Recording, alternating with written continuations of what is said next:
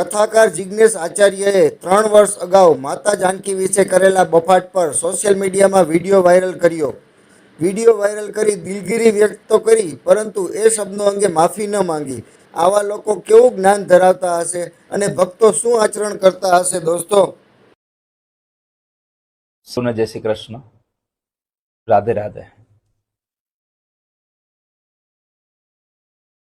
સનાતનના સૌ આશ્રિતોને જ્યારે કથાના માધ્યમથી એક સંવાદમાં એક શબ્દના ભાવે સૌને જ્યારે દુઃખ વ્યક્ત થયું છે, ત્યારે એ માટે થઈને હું દિલગીરી માટે કે જે આજથી 3 વર્ષ પહેલા હરિદ્વારમાં કથા હતી અને એ કથામાં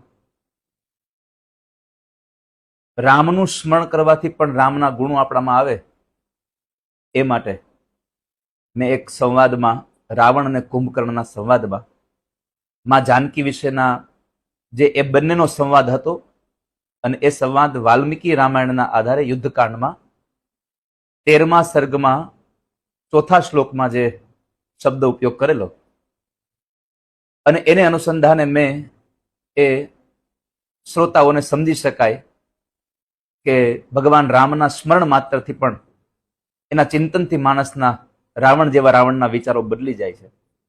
એ સંવાદને મેં પ્રસ્તુત કરવા માટે જ્યારે કહેલો અને એમાં એક શબ્દ રાવણ અને કુંભકર્ણનો સંવાદનો જે શબ્દ હતો એ મેં કહ્યો, તો એના માટે થઈને અત્યારે ભગવાન રામ અને મા જાનકીના ઉપાસકોને એ મારા શબ્દથી લાગી આવ્યું છે, દુઃખ લાગ્યું છે, એ બધાને દુઃખ વ્યક્ત કરી રહ્યા છે. માં જાનકી વિશે કે કોઈ પણ દેવી દેવતાઓ વિશે વ્યાસપીઠે ક્યારેય વિવાદ સર્જ્યો નથી. વ્યાસપીઠ હંમેશા સંવાદ માટે રહી છે. એટલે આ જે શબ્દથી વિવાદ થયો છે, જે શબ્દથી લોકોને ખોટું લાગ્યું છે, એના માટે હું ભગવાન રામ અને મા જાનકીના ઉપાસકોને હું દિલગીરી વ્યક્ત કરું છું. અને કદાચ મારાથી અપરાધ થયો જ છે તો હું મા જાનકીના ચરણોમાં પણ મારું મસ્તક ઝુકાવીને માના ચરણોમાં પણ પ્રાર્થના કરું છું કે માં, આપ ક્ષમા યાદ છો, આપ મને ક્ષમા કરશો. પુનઃ કહું છું કે આજ 3 વર્ષ પહેલાનો આ વિડીયો છે, 3 વર્ષ પહેલાની કથામાંથી નીકળેલો છે.